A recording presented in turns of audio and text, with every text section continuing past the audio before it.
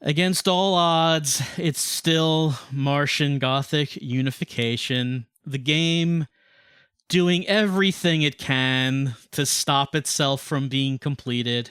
It's rare to find a game that is so determined to stop you from reaching the end. Not like out of difficulty, it's just breaking itself to stop me from doing it.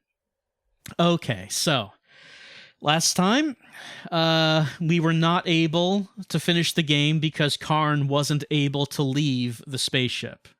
So someone had a suggestion that I feel is probably correct, that the first time we did it, we exited the ship and we saw that the door of the ship closed. Then, of course, the time limit ran out because Mood was talking to us, which froze us. Then I loaded the game and tried it again. And Karn could not leave the ship. And I guess probably what must have happened was whatever the variable is, whatever the flag is, that the game uses to keep track of whether that door is closed or opened, didn't reset, even though I loaded the game. That variable must have just stayed in memory, I guess. And that door was closed. So now Karn, the cutscene put Karn inside the ship, but Karn was not able to go leave the ship because the door was closed. It never opened when I reloaded the game. You get what I'm saying? You understand what the situation? I'm pretty sure that's what happened. I haven't seen something like that in a game before, but that's what Martian Gothic will do for you. It'll give you these rare, unique gaming moments that we'll treasure for the rest of our lives. Anyway, I've reset the PS3 entirely, so this should not be a problem now, right? It shouldn't be. So we're going to do this again, except before we do, how about one more file? Someone else reminded me that we learned earlier in the game that wormwood is just one of those things. So we should probably read a file that we were never able to read. It's this one? No, not that one. It's Thule. Yeah, there we go. 8 characters. The password is indeed wormwood. So before we finish the game for good, we're going to read this file. And it turns out this is actually pretty important file. Gives us some exposition. Just a little bit more story before we go. All right, what's our final file all about? Well, it's from Allenby. Allenby, you might remember, is the CEO of the Earth Corporation. He's technically the big villain of the game, even though he's not in the game. So what does he have to say to base director Felici? Ahem. Rumors have been spread through EarthCare Unity's friends in the media of a secret bioengineering program on Mars, codenamed Thule, and carried out under the guise of the Vita Project. Scare stories of bacteriological warfare, devastating bioweapons, and all that Armageddon scenario always make for a good press article or TV documentary, and they always fall for it. Don't they realize that the present stockpiles of bacteriological weapons are more than sufficient to destroy the human race 10 times over? Goodness. For that matter, the USA alone has had enough bacterial agents to end human history way back in the 1960s. Ho hum! The public are as gullible as ever, and the politicians are dishonest. I didn't know Neil Breen had a writing credit on this game. The real purpose of the Thule program, the advancement of the human species by psionic engineering, has been guessed at by few. Mastery of the paranormal is the next step in the evolutionary ladder. Once we have achieved that, who knows what humanity is capable of?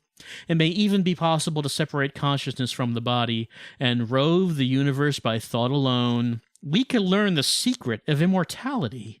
The destiny of science may be to make magic come true. Everything you have told me of the paranormal events on the base convinces me that the Karakarak possess the gift for which humans have searched throughout history. The Karakarak didn't have to strive for the grail we yearn for. They were born with it, a natural extension of their being. However long it takes, and whatever the danger, we must learn at least some of the Karakarak secrets. Okay, so this is actually the plot of the game. This is why the Vita base was built to begin with.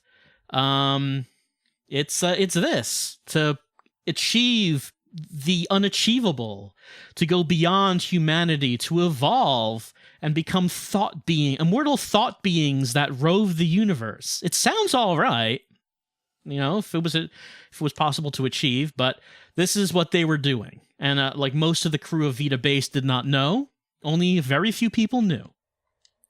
So that's the actual plot. Now, of course, we know things did not go so well. But what's actually important is whether or not setting the bomb will go well. Because we're going to do this one more time. Here goes. Time to run.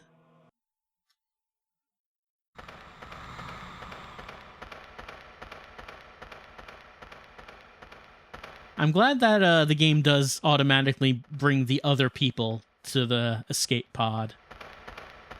Considering how things are going, I wouldn't be that surprised if it just required you to do that manually with everyone.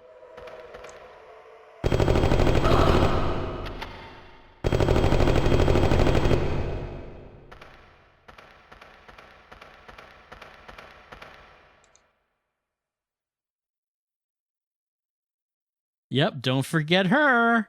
She's mad about us stealing the milk.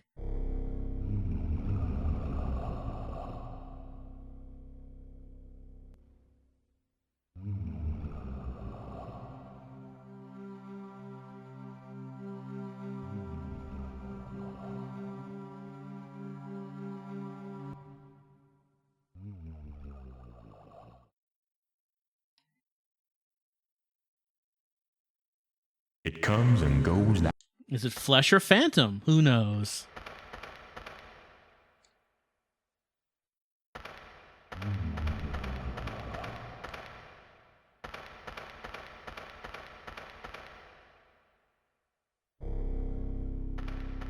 Back to the elevator site.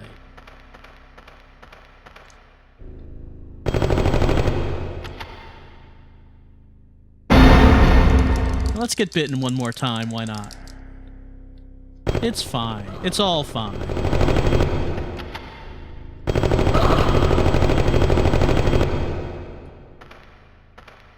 How many times have we heard that sound? The sound of being attacked over the course of the game? So many. So many times. The best part is when you get bitten like that and then you push them off, but you don't actually have time to turn around or like bring up your gun and you get bitten a second time in a row, you get comboed. I love that part. It was excellent.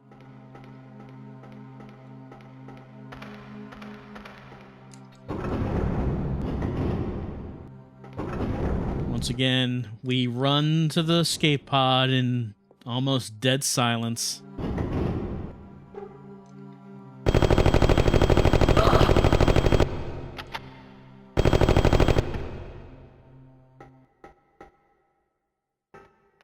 Like, I don't know, even just playing, like, the title screen music would have been, like, a little bit better. I'm not saying it's, like, a great track for an escape theme or anything, but at least, might be a little bit more tension.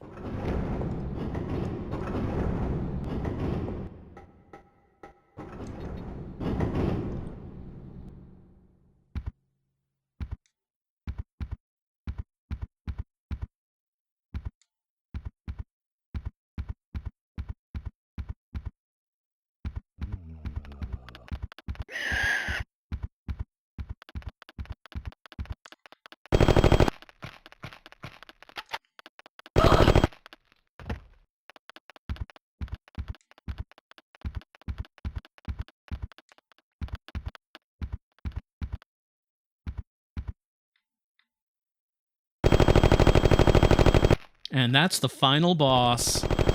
That's the last enemy. Well, I mean, I guess there are enemies in the launch bay. You can run into them.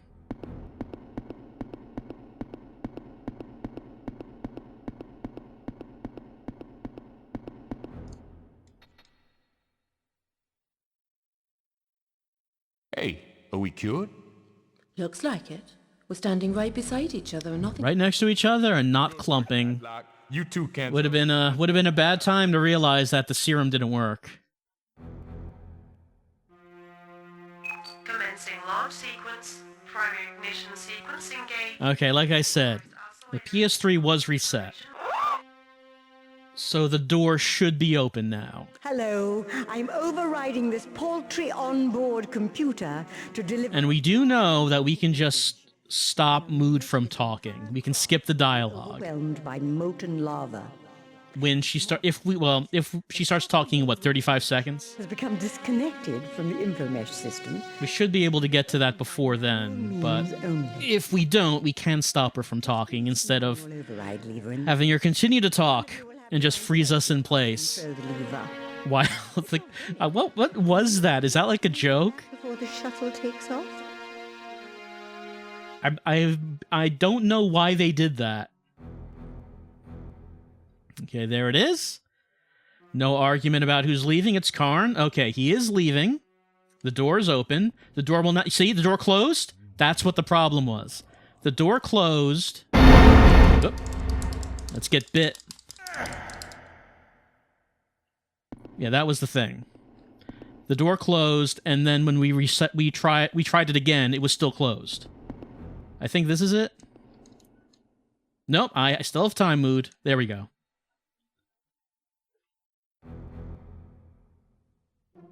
We did it.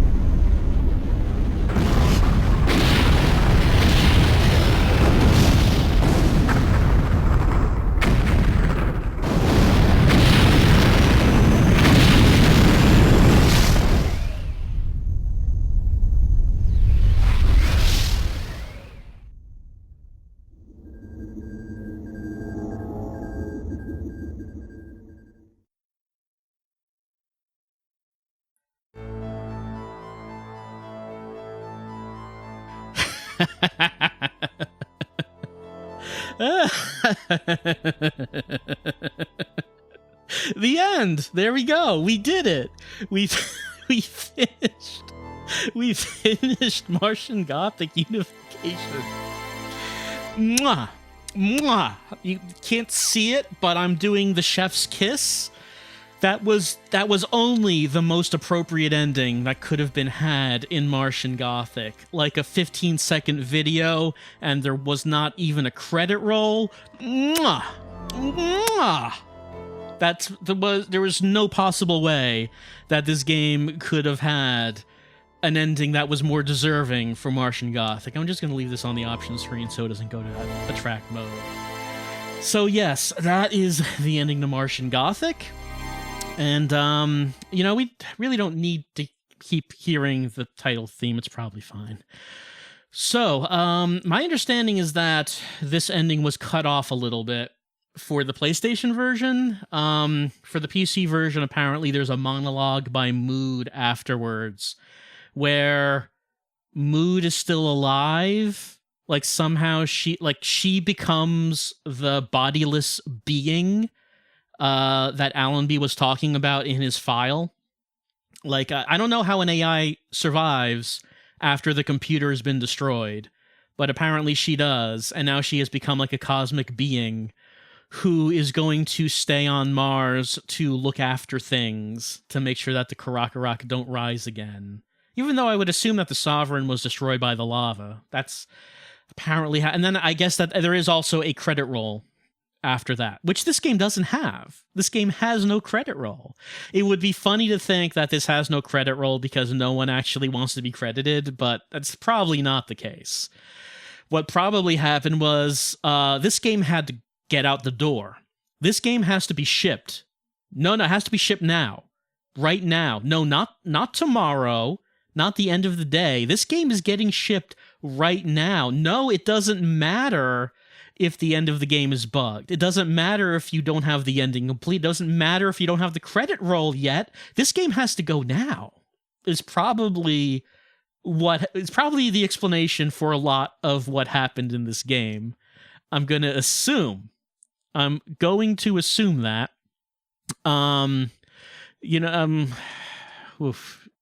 If we're going to be talking about thoughts about Martian Gothic, I guess there's only really one music track that would be appropriate for it. So there we go. Let's just have some familiar feel-good music playing as we're thinking about this game. Wow, this was something, wasn't it? When I first started the game, it just felt like it was going to be a survival horror game. Like a PS1 survival horror game. It was going to be on a Martian base. It really didn't seem like there was anything new there. It controlled poorly, yeah, but you didn't really think that much about it. But then as we continued playing the game, it began to uncover itself. It began to expose itself to us more and more. Like, early on in the game, when we realize, oh wait, can these zombies not die? Are they just going to keep getting up over and over? And then I need to travel down this hallway to get to this other room, but do I have enough ammo to do that? I have to use ammo every time I explore anything in this game. I need to explore the base, but I have to spend ammo to do that. I don't know if I have enough ammo.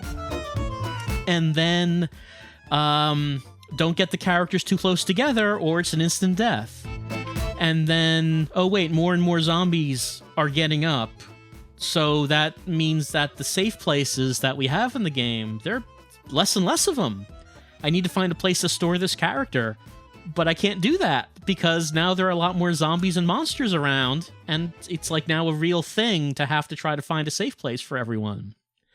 And then, oh, there's like new monsters showing up, like these facehugger sort of things. They don't do too much damage, but they're just there to annoy you and make sure that there are less rooms that you can actually leave characters in. Oh wait, but some of them are poison, and if they're poison, they'll slowly kill you unless you can get an antidote. And then, oh wait, we went into the recyc chamber. Now we're on an invisible 5-minute timer, at the end which we die unless we solve this puzzle. And then, oh, we went into the Geo Lab, and there's a statue that is going to do psychic damage to us until we solve this puzzle. Just slowly exposing itself to us. Oh, there's some monsters that are invincible and kill us instantly if they see us? Just layering more and more and more on top of itself. And then we get to some parts where it's quite clear that the game just isn't really done. Like, it's just not done. Especially the end part where, like I said, this game has to go. It has to ship. This game is going gold right now, regardless of where it is in development. All right, out the door it goes. Man, and it just felt so bad to play. Just so bad to play. It's hard to get that across. The title screen, like I've mentioned before, the title screen here says 2001, but it feels so much worse to play this than Resident Evil 1, which came out in 1995. It's actually amazing. Just the stiff controls, the fact that you can't just juke enemies at all. If you get close to an enemy at all, they instantly grab you. Like, RE1 was not the best playing game, but you could, like, juke enemies to an extent. This one, enemies just sort of like magnetize themselves to you if you get close to them, and the entire base is made up of narrow hallways, so they will always be that close to you. And the times where we were just grabbed multiple times in a row, when we got comboed, get grabbed, push an enemy off, it grabs us again before we can do anything, I love it. It's amazing. A lot of things became clear when it was mentioned that this game began development as a point-and-click adventure game. Just like the structure of the base, of the puzzles, the things that we had to do, absolutely point-and-click adventure. But with really bad playing survival horror gameplay slapped onto it. I feel kind of sad about how this game turned out, because I do feel like there are things that interested me about it. I don't think I would put this down with the worst of the worst, because there were elements I liked. I did like the setting. I did like the storyline. I thought that the writing of the text files was pretty good. I was impressed with how much voice acting there was, like how all the observations and actions you do are voice acted 3 times, because you can do all these things with 3 different characters, and they all say different things. Our protagonists grew on me over the course of the game. Like, as we kept on playing, I began to like Karn, Matlock, and Kenzo. So yes, there were actually aspects of this game that I enjoyed, and that's what compelled me to play to the end. Like, if I'm just playing a really bad game with nothing to offer, that's not that interesting to me. But playing a game that has something to offer, and clearly the people making it were into it. Like, they were... I think that this feels like this was made by people who had some good ideas and really wanted to make something good here and didn't have the time, money, or experience to do any of it, maybe? Possibly? Like that ending. Okay, we knew that only 2 characters could survive. We're told this at the beginning, and when we actually examine the escape pod the first time we do that, we are told that the manual release needs someone to pull it, so only 2 people can leave. We knew this. It's not something that anyone ever talks about, though, throughout the entire game, even though it's really important. And then when we actually get to the critical moment, and Mood tells us, there's absolutely no dialogue for it. 0. You don't make a choice either. It's just Karn is instantly standing up. He doesn't say anything. He doesn't say goodbye to the others. When he pulls the switch, he doesn't say anything. There's no... After the ship leaves, it's not... We don't get, like, a scene with Kenzo and Matlock talking about Karn. There's nothing like that. It's... Like I said, it's not bad as compared to... It's just unfinished. This is not a finished game. They ran out of time and money. This is an incomplete game. Or how it's clear they intended that there was going to be a last boss. That Sovereign was absolutely going to be a last boss. And the extent of it is that after we set the bomb, we see the Sovereign for like 3 seconds. I also read that if you wanted to run back to the Necropolis after setting the bomb, the Sovereign isn't there. It's not like there's a fight or anything. It's not like you could find it. It's just not there. But clearly there was supposed to be a last boss fight. I did read that there were a number of other things that were cut out, such as Ben Gunn was supposed to be more of a character. He was supposed to help you out more. And he was actually intended to be a 4th playable character, I think.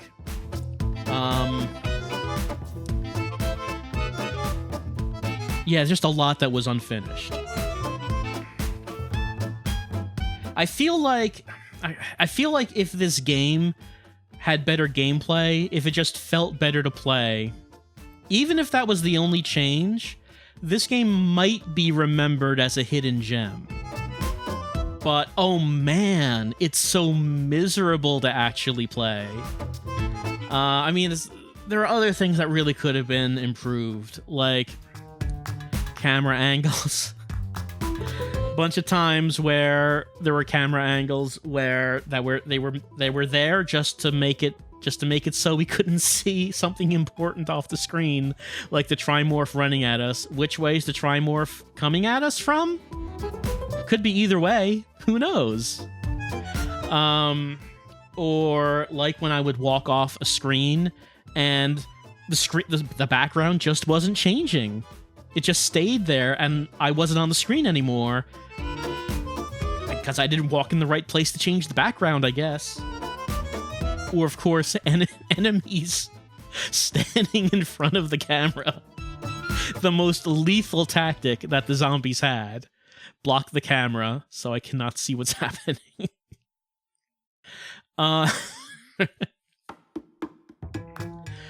But, man, I just feel like there was a lot of potential here in the setting and the story, and the idea of having the 3 playable characters who had to work together as a team. That is a pretty cool idea. I think that a lot could have been done with that, and I don't think enough was done with that. Like, Also, I feel like none of this was ever approaching scary. Like, I know that scariness is a matter of opinion. Like, it's not the same for everyone. What's scary for some people is not scary for others. But for a survival horror game, I feel like there was not anything at any point in this game that could be considered scary. Like, the body horror element should be scary. Like, the whole part of people clumping together to turn into a new being. That should be horrifying, and this game never got that across. It never felt scary or horrifying. Then you had things like the enemies never dying, so we shot down the same zombies again and again and again and again and again and again and again and again. And some people speculated that maybe the reason for that was they didn't want you to be in a situation where you've killed all the enemies, so now the base is empty, but you're still running up and down these hallways exploring and trying to solve puzzles. They wanted to maintain that combat was still happening instead of just emptying out the base. I could understand that, but this was the most tedious way it could have been done. If you think about other survival horror games, like the first Resident Evil, the way they handle that is when you come back to the mansion at some point after you've cleared it out, you've got hunters, right? The mansion has been repopulated by hunters, and they're not as many as the zombies, but it's a much more serious situation when a single hunter appears. That's how another game might handle it. This game does have a different enemy type, that being the Trimorph, but there are barely any, and there really can't be many, because they're invincible until you find that flare gun. But maybe if you could kill the enemies, but there was then after that a higher tier of enemy, but still killable. Maybe that would have kept things fresh, possibly? Or one idea that I guess if I play a game that I feel has promise but doesn't deliver, I'm thinking about how could this be better? And I don't really like to get into that mindset because it feels like, well, these developers clearly didn't know what they were doing. Let me tell you how it is. And I don't want to do that, but it kind of is what I'm doing. But an idea that I had was, okay, how about this? The 3 characters are trying to avoid each other through the whole game because if they meet each other, they'll clump into a Trimorph. So maybe a scary thing you could do with that is maybe one of the characters goes crazy at some point. Maybe they get psychically invaded by the Sovereign. And then they're like, maybe becoming a Trimorph would be all right. Yeah. And now you can't control that character anymore. You're controlling the other two characters. The third character now becomes a stalker that is trying to get to the other two. And like maybe in this situation, you've already killed all the zombies, so the hallways don't have any enemies. So there are no enemies, but that third character is stalking the base. You don't know where he is. Somewhere in the base. Because he's down to Clump. And that could be pretty terrifying. Because you don't know where he is, and then like maybe you just see him standing like in the distance down a hallway, and you have to get out of here if you see him. So like I don't know, just like an idea like that, I think could be pretty frightening. Just like I said, if this game had nothing going for it, I wouldn't be thinking about it in this way. Like after playing Crying Is Not Enough, I was not thinking about how that game could be better. I was not thinking about if only they did this or that, they could have had something. I was absolutely not thinking that. But with Martian Gothic Unification, I am thinking about they could have done this differently. They could have changed things around like this, and it could have been a much better game. So I do think there is something good about Martian Gothic, but it is just so overwhelmed by the bad. Just so overwhelmed. I would really like to see a good version of this game. But it's not like that's going to happen because the creative reality hasn't been around since Martian Gothic. So it's not like we would ever actually see a follow-up to this or anything. But this is a game that ended up being much longer than I thought it was going to be, because how many survival horror games end up being this long? It's a game that ended up being much more frustrating than I thought it was going to be when I first played it. But at the same time, and it's also a game that I didn't expect was just going to completely fall apart in on itself as we got to the end. But it was a game that I felt there was something interesting enough about it to keep me going. And I'm glad that I finished it. I'm glad that I finished it. So, I guess there's really nothing else to say. Those are the thoughts about Martian Gothic Unification. I hope you enjoyed watching this playthrough. I would not recommend playing this game, but I hope you enjoyed watching.